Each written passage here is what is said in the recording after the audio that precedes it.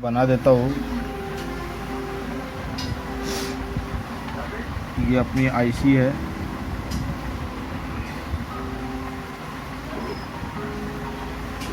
Step down हमारे laptop का बहुत ही इम्पोर्टेंट सेक्शन होता है।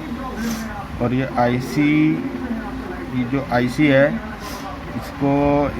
यहाँ पे अपने 4 मॉसफेट लगे होंगे। किसी में 2 भी लगा हो सकता। तो ये इसकी गेट से कनेक्ट रहेगा।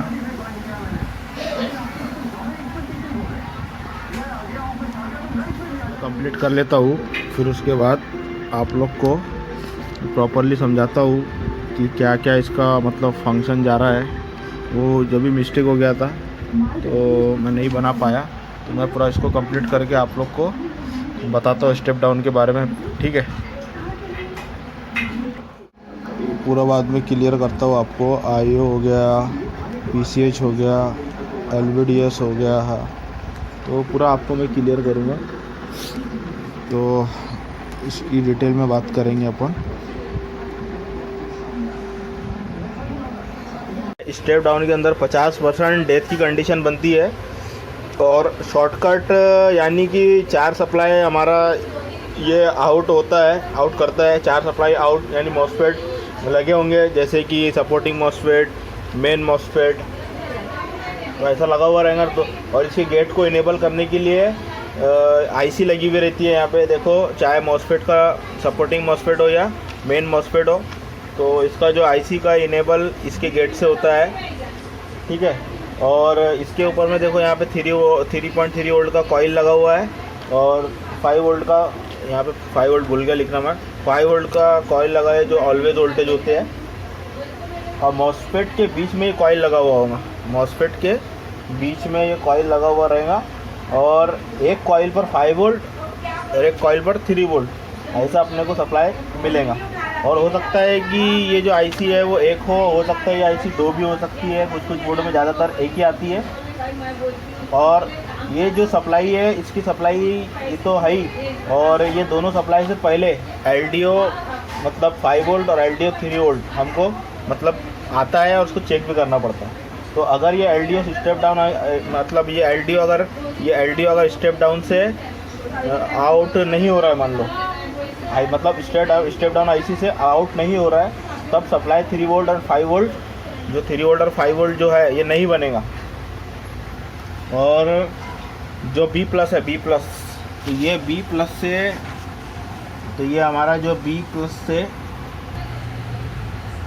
से कॉइल मतलब कॉइल कैपेसिटर और ये आईसी पर मतलब ऐसा होते हुए सप्लाई मॉसफेट के ड्रेन पर जाएगा 19 वोल्ट और एलडीओ वहाँ से निकलेगा 3 वोल्ट और मतलब 3 वोल्ट बनता है जो भी है एलडीओ।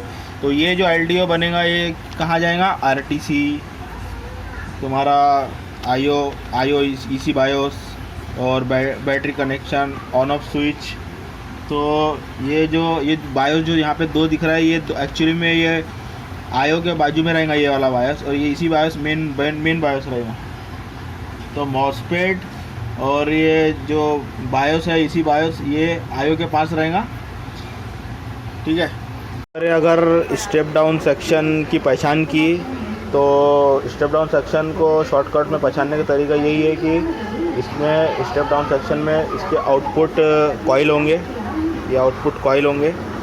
ठीक है, और कॉइल पर 3 वोल्ट ऑलवेज या फिर 5 वोल्ट, ठीक है, या फिर 5 वोल्ट ऑलवेज हमको ये मतलब देखने को मिलेगा 2 मॉसफेट के बीच में। ठीक है, 4 मॉसफेट होंगे टोटल, ये डिपेंड करता है बोर्ड पर भी, ज़्यादातर तो 4 ही रहते हैं। तो ये 4 मॉसफेट मतलब किसी भी लैपटॉप में 4 मॉसफेट, 2 कैपेसिटर, ठीक है, कॉइल और क्या बोलते हैं, एक आईसी, 2 कॉइल 3 वोल्ट और 5 वोल्ट के लिए। और ये सेक्शन अपना स्टेप डाउन सेक्शन कहलाता है। तो ठीक है, कॉइल है अपनी ये 3.3 और 5 वोल्ट। इसके पहले इसके पहले भी सप्लाई बनता है जो कि LDO कहलाता है। और ये LDO जैसे कि B+ हमारा है, ये B+ से कॉइल से कैपेसिटर से होते हुए मॉसफेट के ड्रेन पर जा रहा है। ये मॉसफेट के ड्रेन पर जाके ये मतलब ये मेन मॉसफेट इसके ड्रेनों पे जाके फिर ये IC पे जाता है। ठीक है, तो कि अगर मतलब 19 वोल्ट ओके है फिर भी बोर्ड ऑन नहीं हो रहा है तो हमको डायरेक्टली 3 वोल्ट और 5 वोल्ट जो कॉइल है इस पर सप्लाई चेक करना पड़ेगा। लेकिन उसके भी पहले सप्लाई LDO 3 वोल्ट और 5 वोल्ट आउट होती है। LDO 3 वोल्ट और 5 वोल्ट आउट होती है। तो 5 वोल्ट तो मोस्टली नहीं होंगी लेकिन 3 वोल्ट तो 100% होती है। जब तक के तुम्हारा स्टेप डाउन IC से LDO आउट नहीं होगा तो तब तक के तुम्हारा ना 3 वोल्ट और ना 5 वोल्ट की सप्लाई, ना 3 वोल्ट ना 5 वोल्ट की सप्लाई बनेगी। तो LDO को सबसे पहले बनना पड़ता है। तो और 3 वोल्ट तो 100% बनेगा, 5 वोल्ट भले मोस्टली बने ना बने लेकिन 3 वोल्ट तो बनेगा। तो बैटरी पे जो हमारा जो सप्लाई आता है, जो क्लॉक डाटा मतलब बैटरी पे जो बैटरी कनेक्शन पर ये LDO सप्लाई यहाँ आ जाता है। जैसे RTC हो गया, EC BIOS IO EC battery connection on off switch, तो RTC पे और ये बैटरी कनेक्शन पे तो डाटा और क्लॉक का जो जाता है वो रहेगा। IO पर भी जाता है। अगर IO पर ये सप्लाई LDO नहीं जाएगा तो तब भी मतलब काम नहीं करेगा हमारा IO। तो IO मतलब ऑन नहीं होगा। IO कब तक ऑन नहीं होगा? जब तक कि IC ऑन नहीं होगा। और IC का तो मतलब और इसके लिए भी 100% IC का ये सब जो गेट इनेबल करने को ना IC का भी फीडबैक वगैरह सिग्नल आता है। फीडबैक से हमको पता चलता है कि IC ओके है।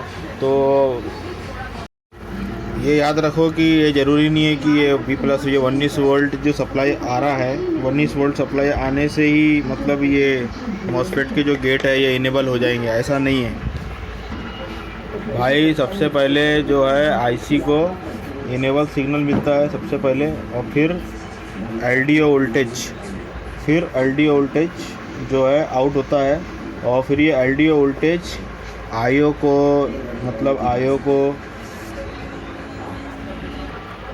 मतलब उसका IO का एक सिग्नल को इनेबल करता है। IO का एक सिग्नल मतलब इनेबल सिग्नल आउट करता है। और इस IC के लिए जब IC को इनेबल सिग्नल मिलता है यानी मिल जाता है तब ये गेटों को इनेबल करता है। ठीक है, गेटों को इनेबल करेगा ये मॉसफेट के। और उसके बाद जब तक ये इनेबल सिग्नल इस IC को नहीं मिलेगा, जब तक कि ये इनेबल सिग्नल ये IC को नहीं मिलेगा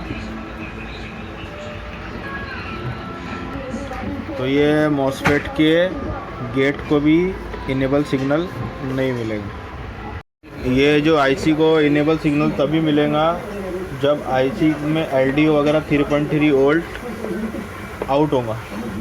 तो हमको LDO को सबसे पहले चेक करना पड़ेगा, फिर IC पर इनेबल सिग्नल हमको चेक करना पड़ेगा। जो इनेबल सिग्नल है वो चेक करना पड़ेगा और फिर इसका जो मॉसफेट का जो गेट है वो इनेबल होगा।